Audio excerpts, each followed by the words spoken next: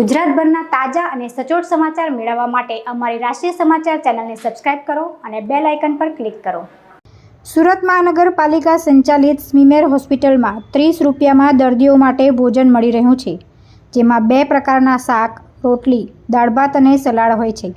આ બધી વસ્તુ યોગ્ય અને ખાવા લાયક છે કે કેમ તે તપાસવા માટે હોસ્પિટલ સમિતિના ચેરમેન મનીષા આહિરે સ્મીમેર હોસ્પિટલની સરપ્રાઇઝ વિઝિટ કરી હતી અને ભોજન તપાસવા માટે રસોડામાં ગયા હતા, જ્યાં પોતાની જાતે તમામ વસ્તુઓ ચાખી હતી, જેમાં જરૂરિયાત મુજબ મનીષા આહિરે માર્ગદર્શન આપ્યું હતું।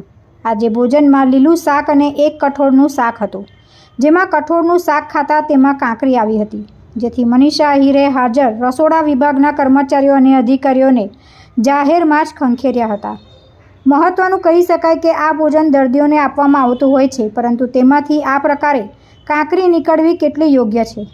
કઠોળમાં કાંકરી નીકળતા જ તમામ કઠોળને સાફ કરી ત્યારબાદ જ ઉપયોગમાં લેવા સૂચના આપી હતી। નમસ્કાર, જય દ્વારકાધીશ।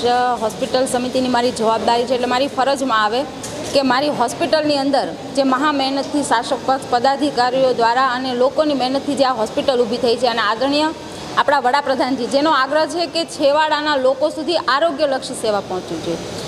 સ્મીમેર એના માટે બેસ્ટ છે અને આશીર્વાદ સમાન છે। ત્યારે આ હોસ્પિટલમાં એડમિટ થતા દર્દીઓને પણ પૌષ્ટિક આહાર મળે એ માટે આજે મેં સ્મીમેર હોસ્પિટલમાં ચાલતા અમારા કિચનની વિઝિટ કરી હતી, કે જ્યાંથી દર્દીઓને 3 થી 4 ટાઈમ ભોજન મળે છે।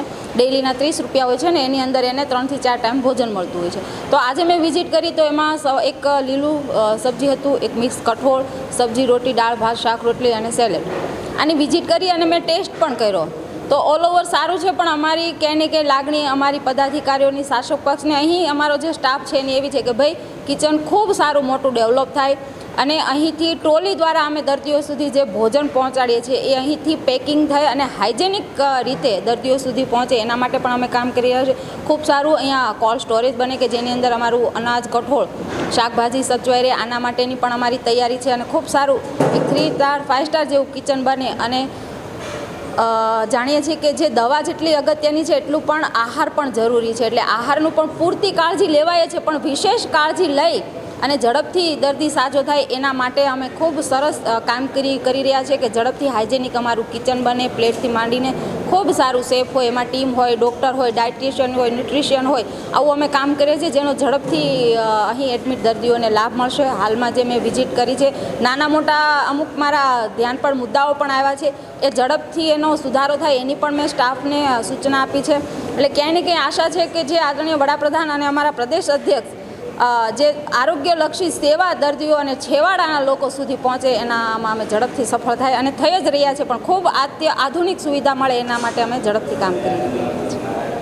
આગામી સમયમાં પાલિકા સંચાલિત સ્મીમેર હોસ્પિટલમાં મોટું રસોડું બનાવવામાં આવશે, તેમજ અત્યારે ટ્રોલીમાં ભોજન લઈ જવામાં આવે છે, પરંતુ આગામી સમયમાં રસોડામાંથી જ પેકિંગ તૈયાર થઈ દર્દીઓ સુધી સીધા પહોંચી શકે તે પ્રકારની તૈયારીઓ કરાઈ છે, જેથી આગામી સમયમાં કોઈને પણ ફરિયાદનો મોકો નહીં મળે તેવી બાંહેધરી હોસ્પિટલ સમિતિના ચેરમેને આપી હતી।